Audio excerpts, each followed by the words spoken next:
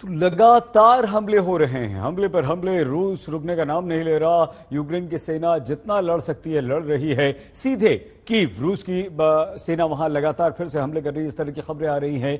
राजेश पवार हमारे संवाददाता हमारे साथ जुड़ चुके हैं। राजेश, इस समय की स्थिति कीव की क्या है? देखिए सईद, आज सुबह कीव में लगातार 30 बड़े धमाके हुए थे और ये धमाके जो थे मल्टी बैरल रॉकेट लॉन्चर के धमाके थे। 2 बराज फायर हुए थे 15-15 रॉकेट्स के। अब ये फायर रशियन आर्मी ने कीव के ऊपर किया था या यूक्रेन की आर्मी ने कीव की जो रशियन फौज के ठिकाने हैं उनके ऊपर किया था, ये अब तक पुष्टि नहीं हुई है।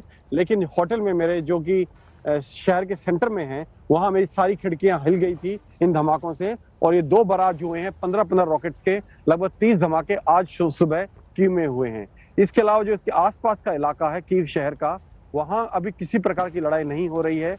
लेकिन जो यूक्रेनियन इंटेलिजेंस की रिपोर्ट है उनके हिसाब से रूसी सेना वहां मोर्चे खोद रही है और नई डिफेंसेस बना रही है।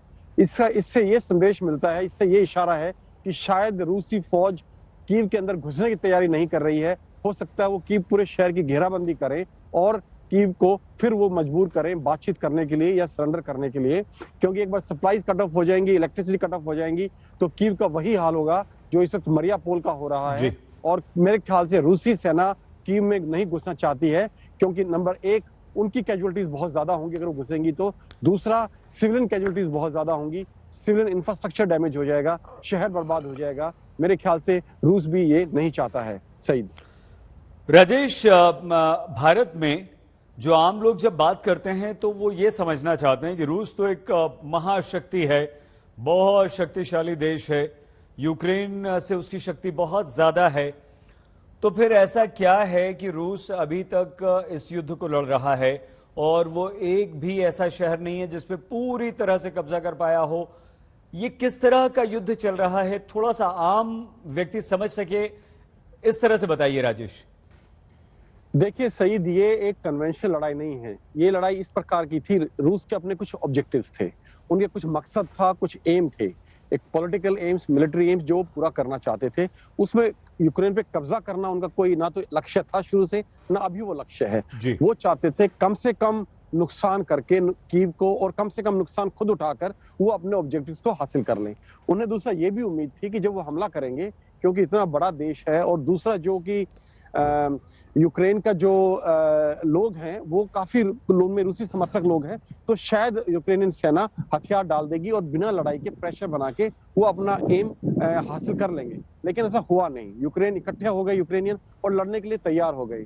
लेकिन देखिए, अगर रूस अगर तबाह करना चाहे यूक्रेन को, तो मैं अभी बोल रहा हूँ 3 दिन में वो पूरे यूक्रेन को फ्लैट कर सकता है। इतनी फायर पावर और मिलिट्री पावर है रशिया के पास में, और ये पूरी दुनिया जानती है।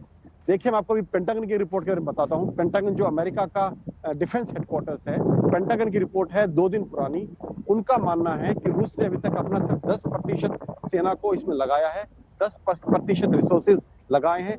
90% Russian army, Russian equipment, Russian missiles are intact. उन्हें तक इस्तेमाल भी नहीं किया उन्हें 90% को। तो आप देखिए कितना, मतलब रूस की ताकत कितनी है और उन्हें कितनी इस्तेमाल की है इस वक्त। तो वो उनका एम कहीं ना कहीं ध्वस्त करना नहीं है, सब कुछ बर्बादी करना नहीं है। उनका एम बहुत लिमिटेड है, वो अचीव करना चाहते हैं प्रेशर बनाकर। सही राजेश, ये बहुत महत्वपूर्ण जानकारी दी और हम लोगों को समझ में आएगा काफी कुछ, ये युद्ध इतना लंबा क्यों खिंच रहा है आपकी इस बात के बाद। बहुत धन्यवाद। फिलहाल राजेश, दोबारा आपके पास आएंगे और जानकारी हासिल करेंगे। हमारे संवाददाता राजेश पवार कीव से जानकारी दे रहे थे। 28वां दिन है, युद्ध भीषण है और रूस लगातार हमले कर रहा है।